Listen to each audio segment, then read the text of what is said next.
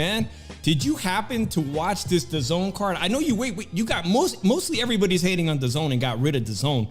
I didn't get rid of this. Of course, William Zepeda is headlining Drew. He broke the records last year for lightweight, for most punches thrown by a lightweight. Our boy Lukey Boxing, who was just on here, did a really good interview. Make sure you go check out his work at what is that? What's the ones he writes for? Of course, NY Fights, and I think ProBox. So what's that? Saludos, everybody. Yeah, I'm gonna be eating. Drew, I need to know your opinion, man. Okay, we just saw some of the best lightweights in action. We saw Gervonta Tank Davis, who somehow I went back and saw an interview with Oscar De La Hoya that Holly interrupted, Drew. And he said in Spanish that the person who won that fight between Ryan Garcia, his fighter, and Gervonta Tank Davis would be the new face of boxing. But everybody's still in this major opinion that Canelo Alvarez is still the face of boxing, Drew. Should he eat his words? I mean, did he anticipate his guy losing? I don't know. Like, I'll be honest with you, neither one of them are the face of boxing. And, you know, like the numbers, the pay-per-view numbers, 1.4 million. A very crushable number, because there was a lot of issues they zoned over that weekend when it comes to that fight. You had people not being able to see the fight after parsonaging it.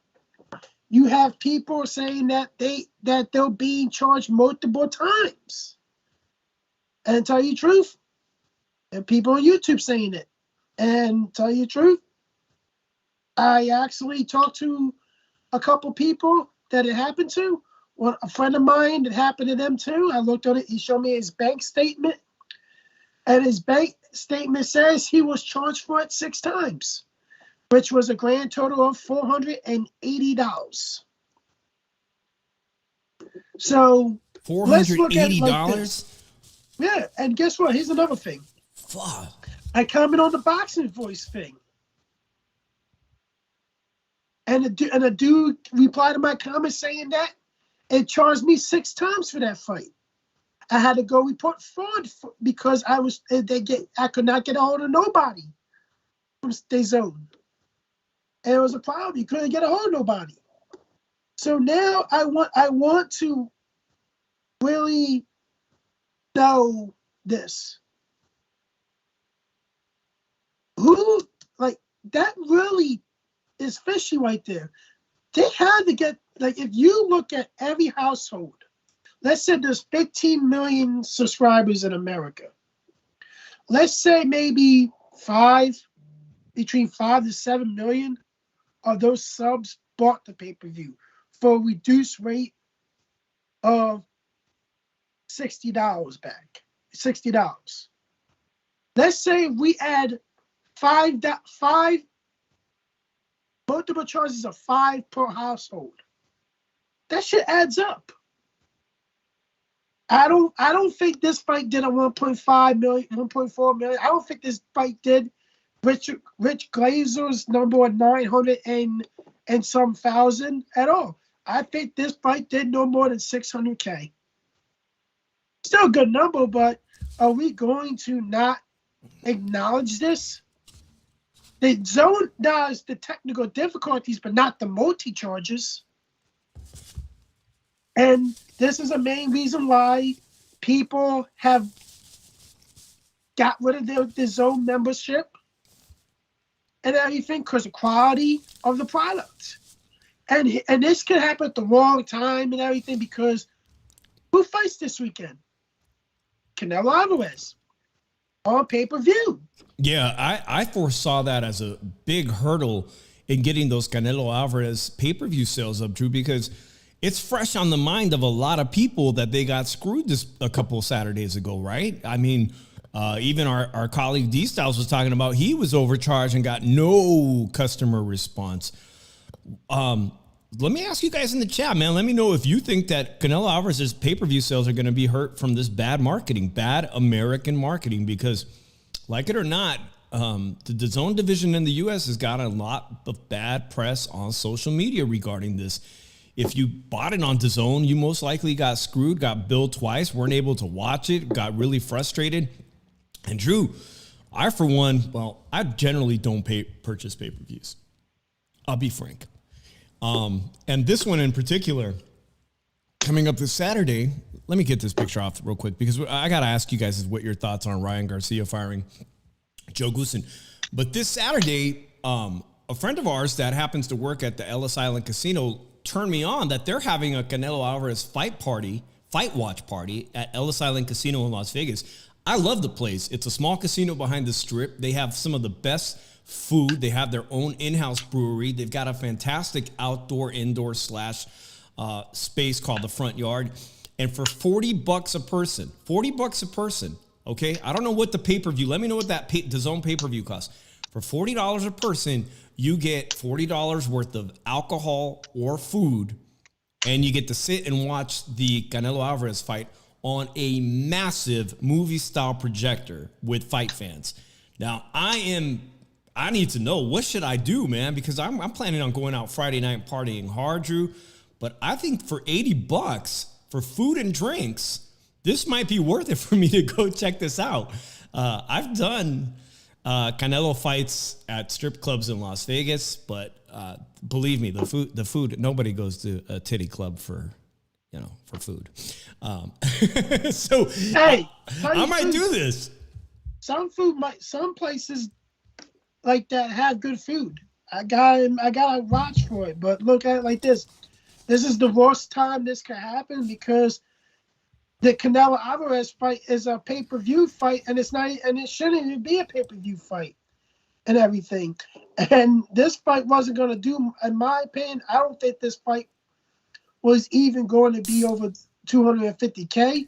I'll be very surprised if this fight hits 100K now with this bullshit going on. 100K? Let me know what my loyal the Shoe Shine fans think of Drew's prediction, 100K. How will we ever know? How will Matchroom ever be accountable? How can we hold Eddie Hearn and DAZN accountable to give us the real numbers? We know it's going to be a live gate spectacular event in Guadalajara, which is why I'm doing this tribute today. I've got my charro hat. I did a picture of Canelo with his beautiful caballos. My mom, my biological father, huge fans of the caballos, the horses. It's kind of like a little ode to that, and Cinco de Mayo weekend being a big festivities here week in America, Drew. I am wondering how much that's going to actually affect. It's absolutely on my mind. But let's segue, Drew, to this thing because Ryan Garcia did something major this weekend, something that a lot of people anticipated, and that's the fact that he fired Joe Goosen. So is Joe Goosen responsible for him losing? It doesn't seem the guy takes any direction from Joe Goosen. And I joked on Twitter, and some of you guys liked it on Twitter, Drew, but I went back in my memory and looked up the articles and the pictures of JCC Chavez Jr. when he was training under Freddie Roach for what appeared to be the Sergio Maravilla fight in a beautiful mansion in Los Angeles, in his underwear, working out whenever the F he felt it, and his dad coming over and saying, "Why aren't you training?" And some of you guys might remember his response, yeah. Is Ryan Garcia basically Julio Cesar Chavez? Is it a repeat of 2012, that historic camp where he worked out whenever he felt like it, and he calls the shots and he tells a great trainer when, where, how he's going to train?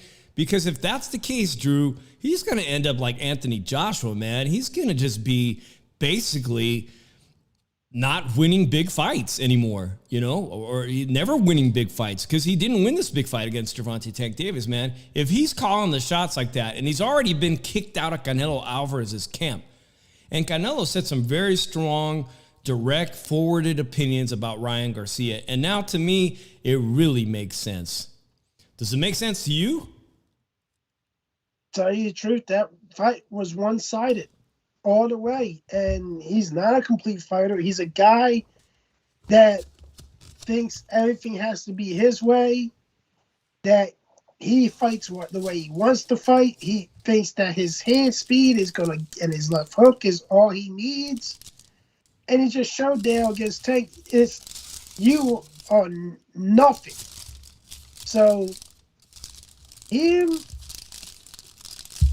I think Joe told him, yo, for you to get better, you have to be fully committed to boxing. You have to listen to me. You have to come here and train when I tell you to. You have to do what I tell you to do while you're in here and doing fights and everything. And you gotta do this certain drills. I think he refused to do certain drills. And Joe couldn't take it anymore. And Joe was like this to him, yo, go look for another trainer, dude, because I ain't handling you no more, dude. Like, you're not able to be worked with. Like, and that's the thing.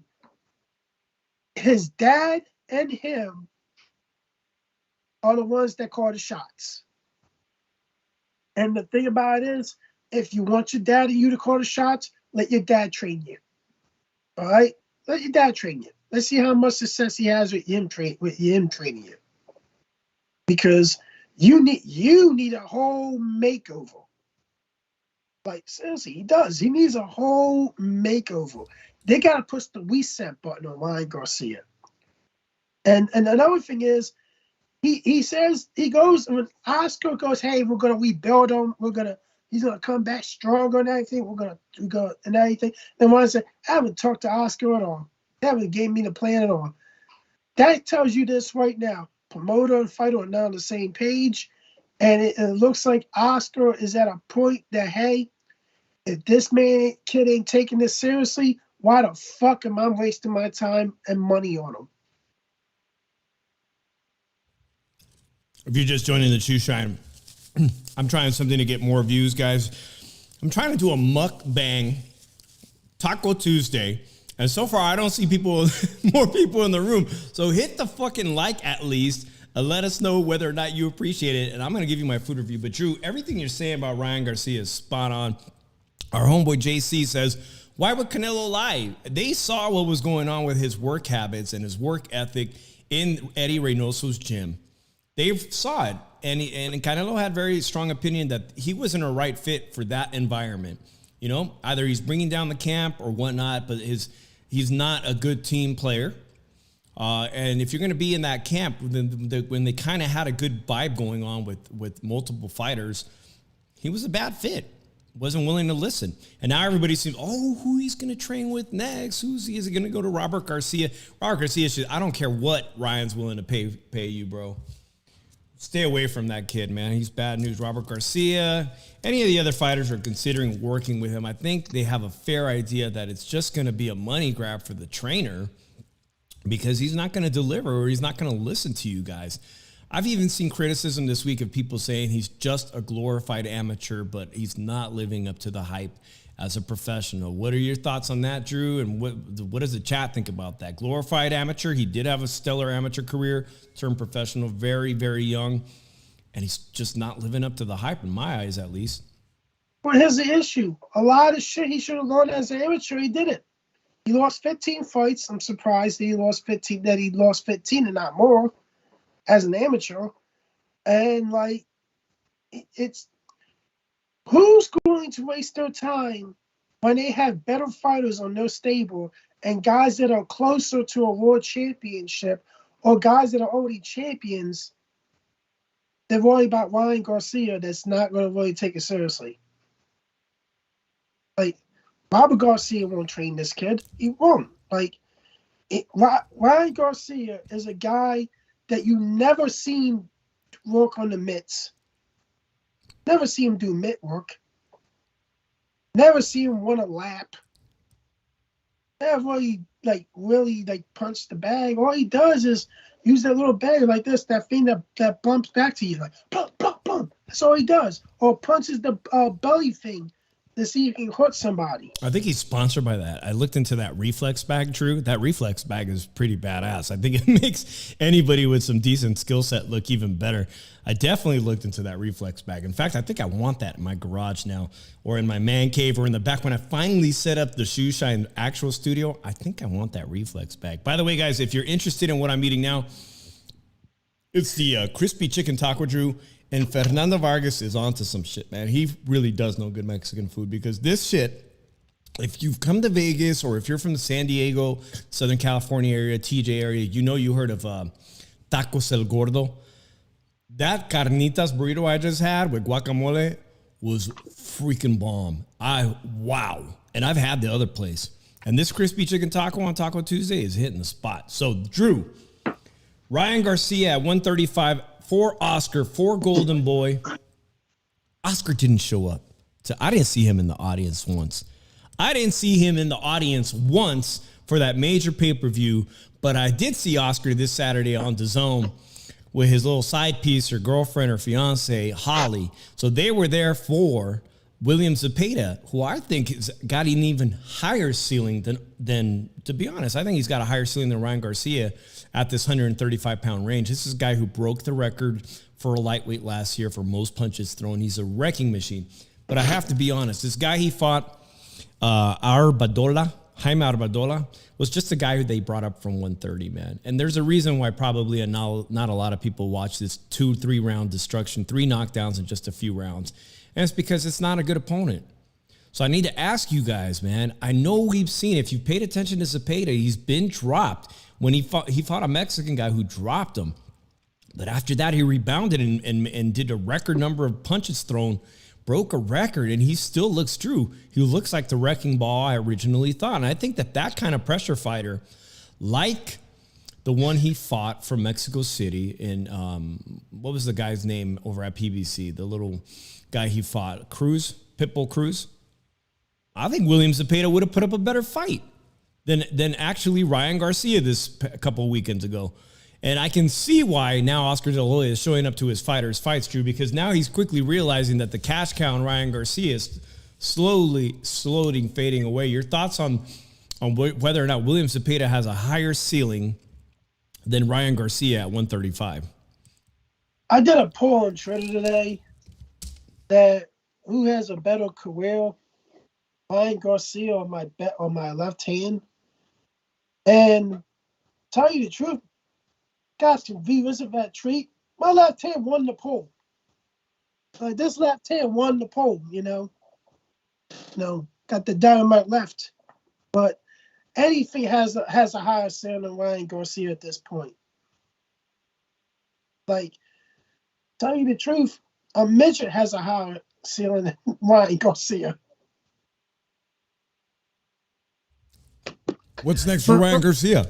Jojo Diaz? Seriously, man. Hey, shout out Nopal.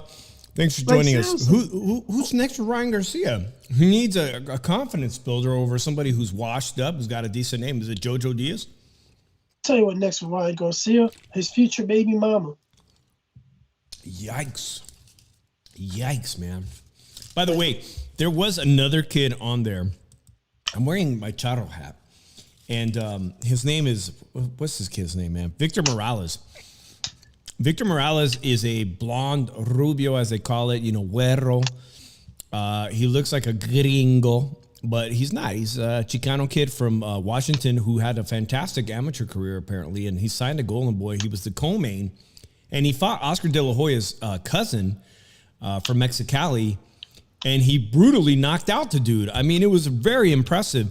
Again, he hadn't done much. I have seen him fight before, and what's most what catching about him is his look, because again, people often think of Canelo and make jokes over the years like, wow, what? He was Mexican when he first emerged. People are like, is he Mexican? Man, of course he's Mexican. We come in all different colors and shades. But he did a very fine job of disposing of Oscar De La Hoya's cousin. So I want to give a shout out to Victor Morales for an impressive win. At featherweight, he's got heavy hands and he can box. So it's very, very interesting where this kid is going to fall into the featherweight division, a very exciting division. I just brought up Ruben Villa. He'll be making his debut on Top Rank after fighting Navarrete. I mean, it's just an exciting division, and I'm curious to see what his development is going to look like under Oscar. What's wrong, Drew? JC comment. This comment, oh, God forbid, I hope Oscar De La Hoya never catches one of these shows. Not that he will, but yeah. I don't know. Oscar did watch one of my videos. You never know. Did he? I think you're right. Gave him a thumbs up. Yeah, I gave him a thumb. He gave me a thumbs up because I told him how to handle wine early on in his career.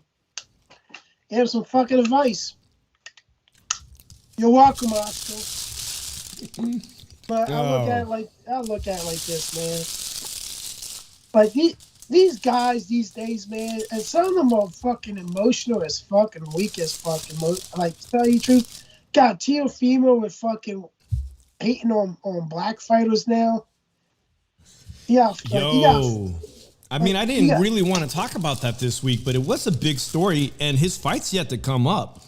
If you guys, all the people who are normals and regulars are hardcore boxing fans, but this Teofimo story where in an interview, he essentially said that Top Rank was paying too much attention to their African-American roster, including Keyshawn Davis. Baby Anderson, that's a heavyweight. Like, why is he hating on that dude? That guy's not even in your division. I can see Keyshawn, who, you were just a former 135-pound champion. Keyshawn is a silver medalist. I can understand why you would be hating on him. And by the way, if you guys never knew this, but Drew and I were on this game show with Keyshawn Davis on Twitch. I don't want to talk about it, Dave. We got it. Was rigged, even we don't hate on it. It was rigged. He told us the girl. Don't want to talk about it. The funniest shit is that Keyshawn Davis straight up told us, "It's business, guys. I would have gone for you, but y'all, I gotta go with the girl with the nice rack." No, he didn't say that, but he alluded to it. You gotta always go with the girl over the guys, which is the state of boxing. Drew disappeared. I hope he didn't. Otherwise, I'll be without a co-host. All right, guys. Yeah, Teofimo hating on Top Rank and alluding that when his contract is over, he's gone. We'll see about that. I was disgusted. Actually, I'm disgusted by his comments, Drew. I'm not gonna lie. I'm disgusted. And then his dad trying to clean up as like a PR guy. You can't trust Teofimo's dad to do PR work, cleaning up for you, man. He looks like an asshole. Teo looks like an asshole right now for those comments. Another thing that pisses me off about that, when he was on a YouTuber show, well, I'm not going to mention because he's done a lot of foul shit himself to the YouTube community and to a friend of ours, and everything made him look like an ass, and it pisses me off still because of it. Not to be named nobody names and everything because I'm trying to be nice tonight. When you go on and you tell people I enjoy what I do in trying to kill people. What? Are you fucking kidding me, Teofimo, that you enjoy trying to really hurt people, man? Like, really, you want to hurt people, want to kill people? And tell you the truth, man, Teofimo, man, he's a fucked up individual, man. And his dad's even a more fucked up individual because that motherfucker, any guy, you can't really depend on any guy that fucking drinks during his son's fights and tries to give him advice in the corner. And everything gets drunk as shit. I hope you guys are enjoying this little Shoe Shine Taco Tuesday mukbang because I thought I was done. I had 3 tacos, right? I've got 2 crispy chicken tacos. I had the what is that, carnita soft taco. And now my wife has just brought me over the shredded chicken quesadilla. This is like a 4,000 calorie episode of the Shoe Shot, Drew.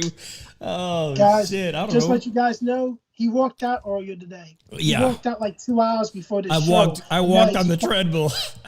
A real workout. Eating tacos. That's why I'm so fat. I've straight up tried to filter my picture on that thumbnail today. I'm like, Jesus, am I getting that chubby in the face? He's like this, walking on the treadmill. He's like this. I'm going to eat that 4,000 calorie taco in 2 hours.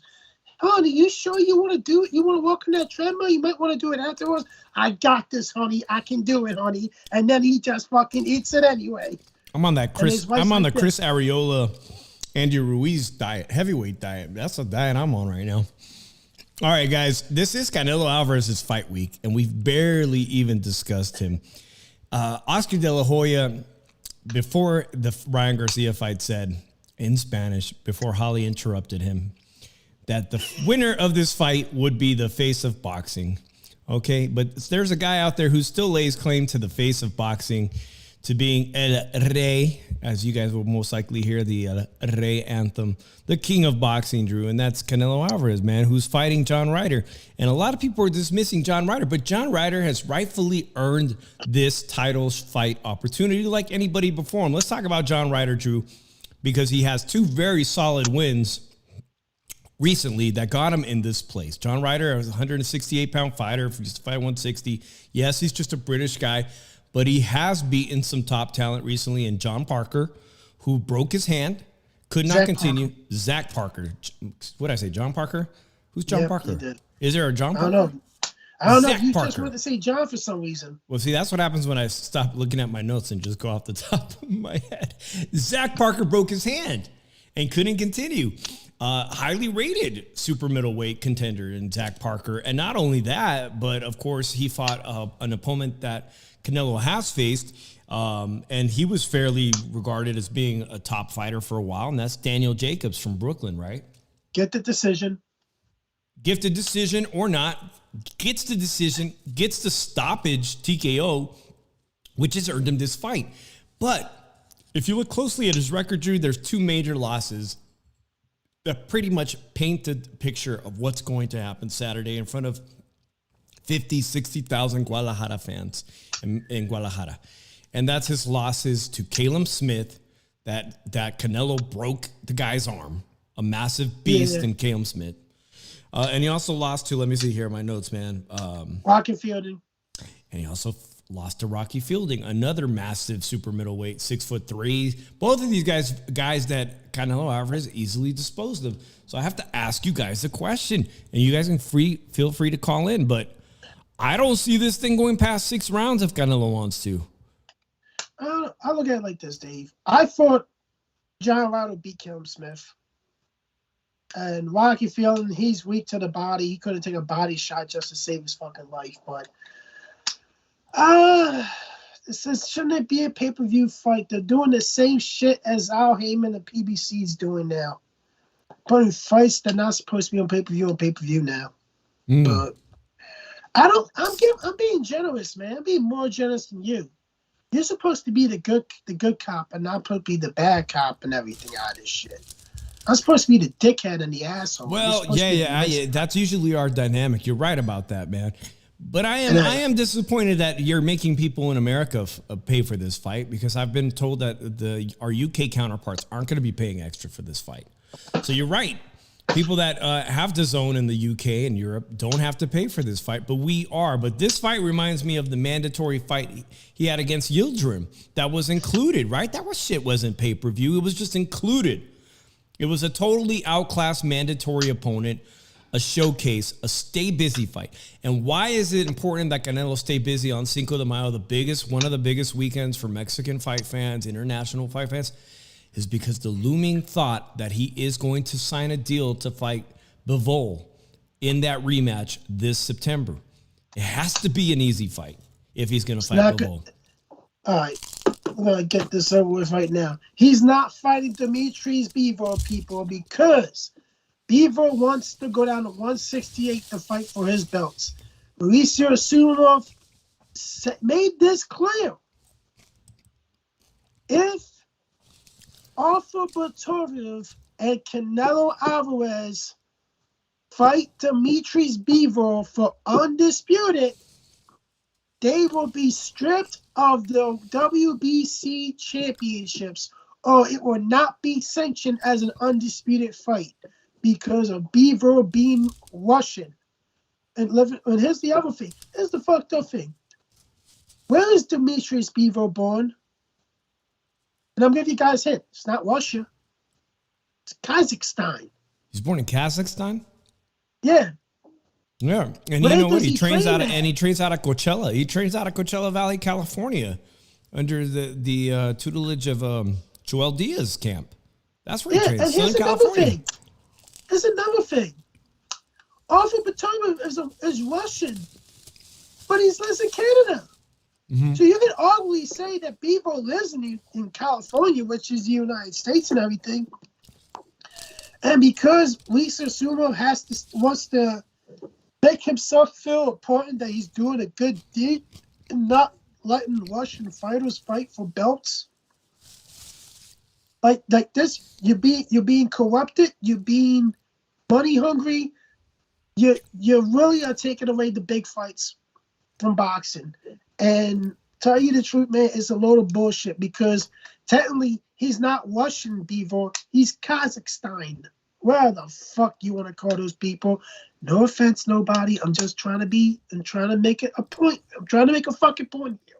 Well, when has Suleiman ever been fair and impartial? I mean, they've always got an angle to protect the fighters they have the best interest in. Drew, Canelo today, this week, according to Via Big Fight Weekend, said, everybody knows that Bivol is my goal. In the same weight class, the same place, everything the same. That is going to be a tremendous boom to Las Vegas in September 16th. My own mother, if you're watching, shout out to my mom. She went to that Bivol fight and saw that. And man, was she not only heartbroken, but she was taken aback because she didn't anticipate that schooling that he received. So it's very strange that Canelo wants to fight him at the same weight class, which is light heavyweight. But again, you're shaking your head because you don't get your list. You lost. He wants to go fight you for your buds. He's asking, and I got into it with D-Style. I think he on Twitter was throwing a little bit of shade. I'm not sure if D-Style's watching. He's not, but he's alluding that people. Okay, I'm saying why would anybody complain because of the skill set as Bivol? I'm not going to complain, but he says everybody. He said everybody. People will still complain. Find something to complain at whatever weight class this fight takes place. I think the majority of people that are fight fans seem to think that Bivol will have. And we talked to our friend Gail from NY Fights, Gail Falkenthal, shout out to you.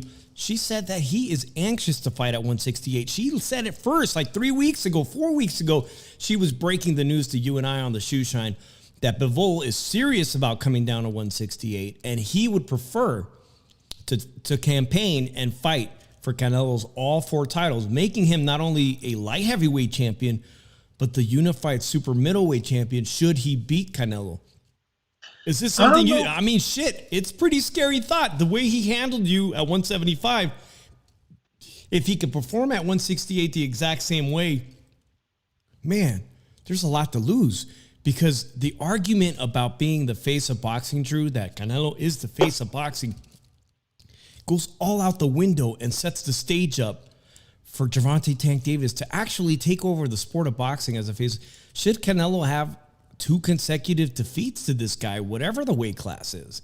I mean, it opens the door for the possibility of Gervonta Tank Davis to actually be the new star. Two losses to the same guy, and even worse, if they do happen at 168. But I'm convinced right now, Drew, he's not signing that fight. He's letting you know, I'm not taking this fight at 168. I want to take it on the same terms at 175. Straight up common sense, man. You lose that fight at 175 again, people will say, well, Canelo should never fight at 175. He's just not that. He's way too small for the division, and it shows. I just want to ask, why would people complain about what weight this fight's at? I don't get that fucking point. That's a stupid fucking point. Like, tell you the truth, he can easily make 168. He's not like he's fucking 6'3", 6'4". Like, he said I can make 168 easily. I can campaign at 168 if I want. Like would that person that said people will complain if the weights about what weight this fight's at? Will one of his people complain about where that fight's at, what weight that fight's at? Would a dude behind this curtain, if there's anybody behind this curtain said there's any complaints about what weight this fight's at? Does anybody have a complaint about what weight this fight's at in chat? I just want to know. I don't have a complaint, but I think Evil did beat the guy. He has the right to choose what weight this be's at. It sounds to me like this fight's not going to happen unless it's under Canelo's terms, which is he stipulates he wants at 175 for Bivol's title, and it's getting in the way of Better Biev having a unification with him, Bivol, because Bivol knows, hey, a fight against Canelo is another massive payday. It's going to set me up for the rest of my life. While Better Biev is actually possibly a better fight for him naturally at 175, and also a champion himself, and also of the same ethnic descent. The Canelo fight is where it's at, man. The Canelo lottery is always where it's at. And but Drew. I'm sorry, Drew, but I'm tired of the narrative that we'll always find something to complain about Canelo. Like that everybody's hates on him, and he's always going to have haters. I'm not hating on where this fight takes place, man.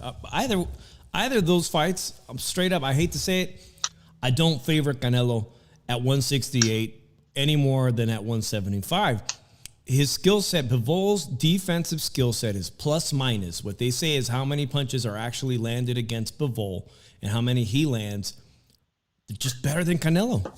He's just not a star. He's not a personality. He's not the face of, but he doesn't have the total package to beat Canelo Alvarez, whether or not he's better than Canelo Alvarez. He's just not going to be a star like that.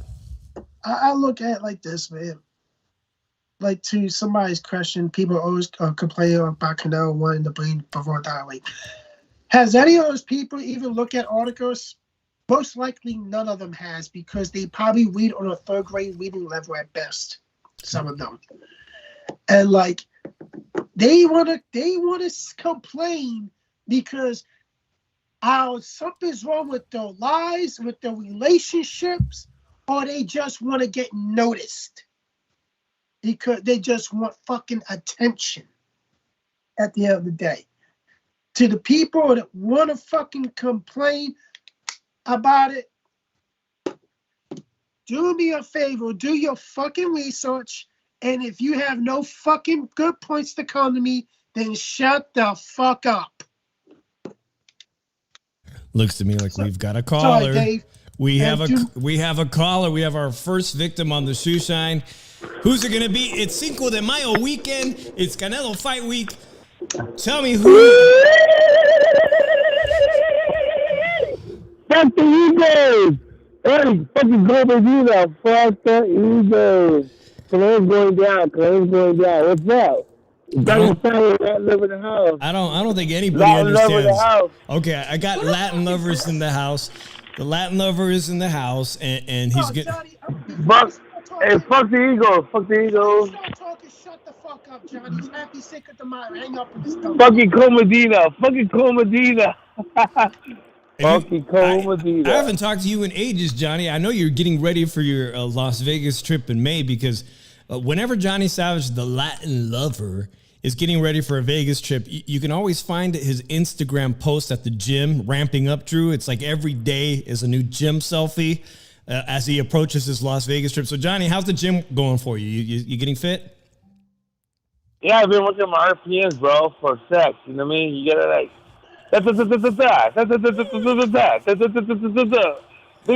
be now. You gotta fuck this shit like you're a machine gun. Yep. Johnny's motto is keeping the RPMs up, something very important to boxing fans. Shout out to my homegirl, Mom Food Planet Things on YouTube. I appreciate you coming in to say hi. We're just talking to Johnny Savage, who's been on our show, Drew, as the biggest casual fan of boxing. I know that Johnny has at least a boxing pair of gloves. Casual fan. You have the Johnny. I saw De La Hoya, Mike Tyson back in the day, Holmes. Sugar Ray Leonard. Are you going to go see the George Foreman movie? Okay, are you going to see the George Foreman movie?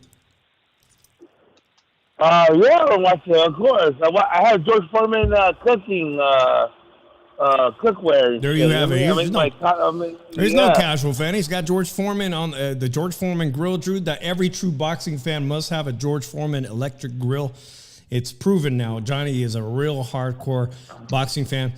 Johnny, it's Cinco de Mayo. It's Cinco de Mayo. You're known for grilling. You're known for barbecue in my circle of friends. Yeah.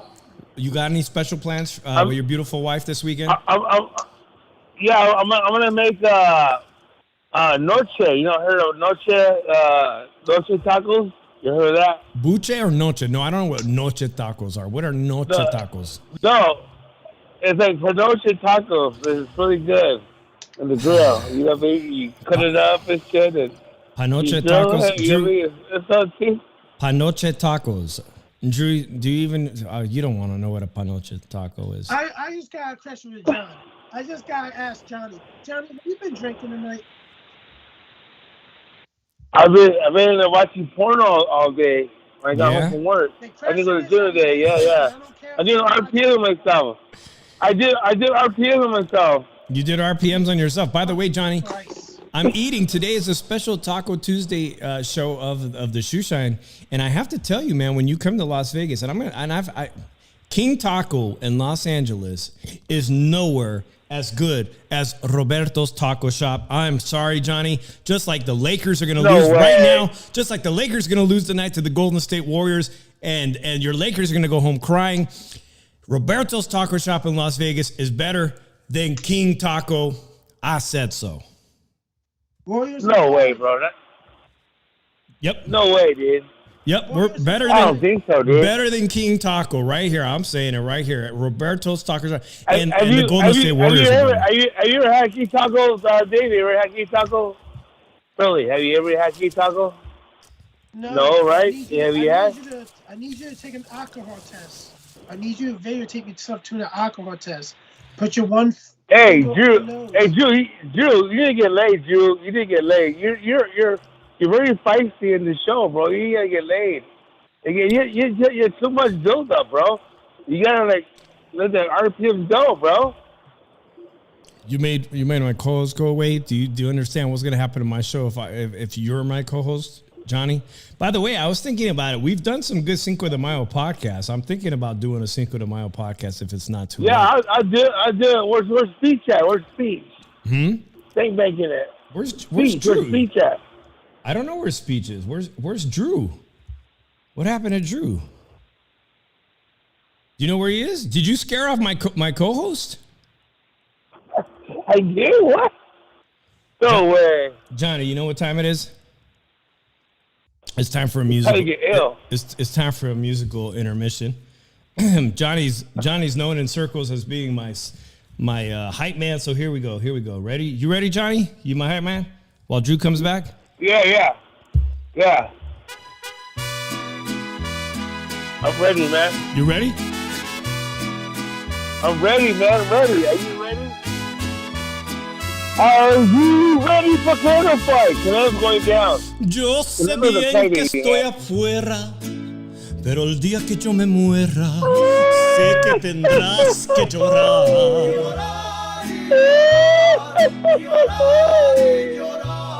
Dirás que no me quisiste, pero vas a estar muy triste y así te vas a quedar.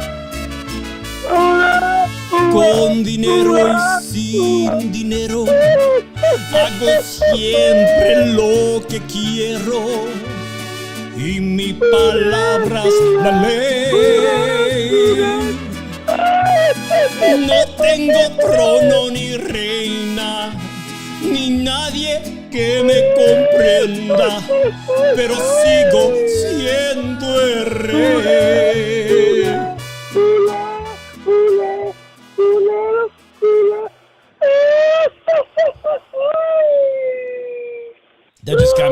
That just got me a copyright. I don't know where my co-host is, man. All right, guys, it's been great. I don't even know what time it is. Usually we do an hour. Mom Food, I appreciate you behind the ropes. Everybody who's up in here, Nopal. If you want to comment on who's winning this fight tonight, if you want to let me know if King Taco is... Dave for away, man. Dave for the far away. Where's Drew at? Shoe Shine Network. Shoe Shine. I'm here in my bed with my dog, chilling, watching... This is a Dave, man. Dave is shit. Make sure you guys, make sure Go you hit. Jaguars. Go Listen, Jaguars. Go Jaguars. Oh shit! I was gonna end the show. Hey, Johnny, I'll see you at the end of the month in Las Vegas. Yeah. All right. I appreciate it. Everybody follow Johnny Savage on Instagram, the Latin Lover, the one and only the Latin Lover, a brilliant sex columnist. Make sure you look out for him. He'll be on my podcast and whenever. On Twitter, Twitter too. And on Twitter at Johnny Savage, Latin Lover. Yeah. Yeah. Okay. All right, Johnny. Peace out. All right. Peace out. Boo Lakers. Boo Lakers. Run on the steps. But I hope to God that Steph Curry's winning that. I know Johnny's a hardcore Lakers fan, but that is a fantastic playoff series, man. I'm very excited about the Warriors and the Lakers, Drew. So as it stands, Drew, Guadalajara is the home of Canelo Alvarez for this weekend. Do we need to make an official prediction? Do we need to make an official pick? Let's just predict the round because it's going to be a knockout. All right, man. I'm saying knockout John Ryder before the 6th round. I don't think unless Canelo wants to give the people a show, John Ryder's not going to be able to withstand the power shots of Canelo Alvarez. There's nothing he can do that will be able to penetrate Canelo's defense. I mean, it's basically going to be a showcase whenever Canelo wants to finish him. And I'm not disrespecting John Ryder, man. Yes, he's done well against certain level opponents, but he's also somebody that I consider not even closely remotely breaking the top 5 of the super middleweight division. So we will see how this fight will play out, but I think everything points in the direction that Canelo will come away unscathed in his hometown of Guadalajara, and be a nice little Cinco de Mayo party for everybody in Guadalajara and everybody watching across the world. And as far as I can see, man, he is still the face of boxing. No hate here. He's still the face of boxing. But another loss to Bivol down the stretch in the later part of this year, and the conversation could quickly turn, in my eye. I can honestly see, Drew, Gervonta Tank Davis becoming the face of boxing in the next year with those spectacular pay-per-view numbers that were, 100% a result of Ryan Garcia's star presence. A result of the zone fucking around people. All right, let's get to some news before we wrap up the show. We've been on for an hour, Drew. This is big news. And our homeboy Lukey Boxing, of course, that I was just talking about, he's been on top of the story of why Jose Ramirez of Fresno, California, what the difficulty has been producing this fight. Jose Ramirez, a former world champion on 140, getting Regis Prograis to sign with Top Rank, and now Regis Prograis, it's official, he's not going to sign with Top Rank. He has signed a deal with Eddie Hearn and Matchroom Boxing, cementing himself for a 3-fight deal on DAZN. The fight can still happen with Jose Ramirez, but again, Jose Ramirez is a great ticket seller. In California, he sells out his fights in Fresno, and they feel entitled that as a former world champion that he deserves a good portion of whatever the purse is going to be. So this fight, it looks elusive to sign this deal between Jose Ramirez, a former world champion. But in my eyes, guys, the fight that could potentially happen down the line at some stretch is Regis Prograis, a phenomenal fighter, the 140-pound champion, someone who I think beat Josh Taylor in a very close fight but did not get the nod. I think Gervonta Tank Davis, when he eventually moves up to 140, this is going to be the most difficult test for him, whether or not Gervonta Tank Davis wants to campaign at 140. This is a really tough fight for Gervonta Tank Davis. But this is a future fight that, if the cards fall in the right way, I think it could happen. Not anytime soon, but I'd love to see this fight happen. All right. Congratulations to Regis Prograis. He finds himself with a decent promoter, finally, because I enjoy watching him fight. The other big news that I heard about today is that former world champion Deontay Wilder, guys, this is all over TMZ. They broke the story, but Deontay Wilder was arrested. And for all accounts, I think Deontay Wilder is probably a very decent human being. Especially with the humbling he got over the Tyson Fury. But he was arrested in California, and this is no joke, on gun possession charges, because California, unlike Nevada and the other states like Texas, you get caught with a firearm that you're not registered to you, or you're not allowed to you don't have a concealed carry permit, can actually get you in pretty big trouble. Now, he is a celebrity. We'll see how the prosecutors in Southern California handle this gun possession charge. Jails in California are completely overrun. The DAs are very soft on crime.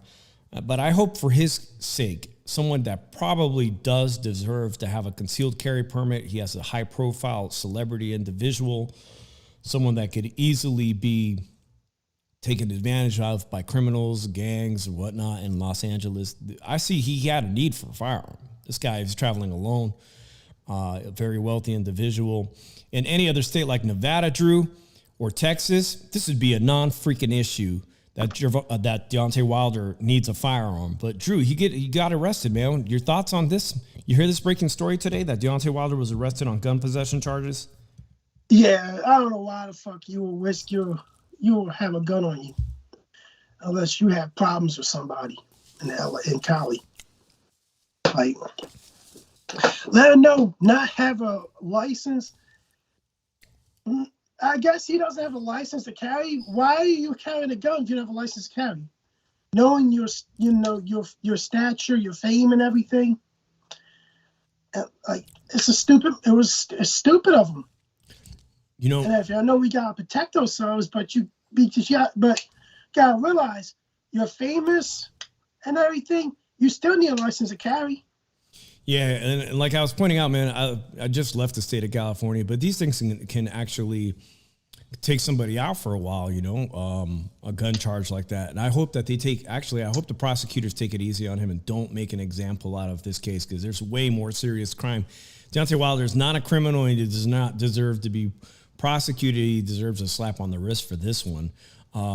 Streets of LA are dangerous, Drew. I mean, you can get jacked at any moment. If you're in a nice car, anything can happen. People know Southern California crime is out of control. It's out of control in every major city in Northern California. At any moment, you could be a victim yourself of a violent crime, of gun stuff. And this is why other states have so much more of a relaxed attitude about it, because they allow you to defend yourself. So bad news for Deontay Wilder, and I hope that he comes out of this unscathed, man, because I still like to see him compete at a high level of boxing, Drew. It was a fun show, Drew. We did over an hour. We had a caller. It wasn't our normal callers. It's Cinco de Mayo week. It was Johnny and he Savage. wasn't coherent. Nah, why would Johnny Savage ever call coherent? That's not Johnny Savage. He was drunk as shit. Come on, just be straight. Sorry, I apologize, guys. He was drinking, and I could barely understand half the fucking shit he was saying. Let me just say to my Southern California friends, I've never tried King Taco. I know Johnny loves King Taco, and I know King Taco is revered by people in Southern California. I've never had it. I don't know. That shit might be delicious, like everybody raves about. But today, King Taco loses to Roberto's Taco Shop in Las Vegas that I was turned on to by Fernando Vargas that says it's his favorite Mexican food, Drew, and I can see why, man. It's delicious. I wish everybody a wonderful Cinco de Mayo weekend. I wish you a happy Cinco de Mayo weekend, Drew. Everybody out there, let us know in the comments what you'll be up to this Cinco de Mayo. Are you going to pay for that The burp already. You going to pay for that pay-per-view? You're going to watch it? No. You're going to watch it at a friend's house? You're going to go to a sports bar? Let me know in the comments. Make sure you're subscribed and hit that notification bell for the Shoe Shine, because today was a special episode, and you probably wouldn't know it because we're usually on Monday nights. And Drew, as we pass that 500 threshold of subscribers, all I can think about is being monetized and being at 1,000, because everybody knows you really ain't until you hit that 1,000 marker. At least that's what the illusion is on YouTube, and we've been grinding, and I feel that road to 1,000, we're approaching it. So make sure you hit that subscribe and let somebody know. Shout out to you, Fight Doctor. Shout out to Santiago Media behind the ropes, Mom Food, everybody who joined us today. To Matador, Nopal Boxing, Johnny Reyes for the wonderful phone call, Nerd, Sarah H. Saludos to Urban Amigos, all our homeboys in Las Vegas, JC, Chicano Prophet, Bella Bling. Love each and every one of you guys. Thank you so much. Drew, let me give you your final thoughts, man. What's Drew's final thoughts this week? To you guys that are over 500 subs in here, you're welcome. You're very fucking welcome. It's your privilege.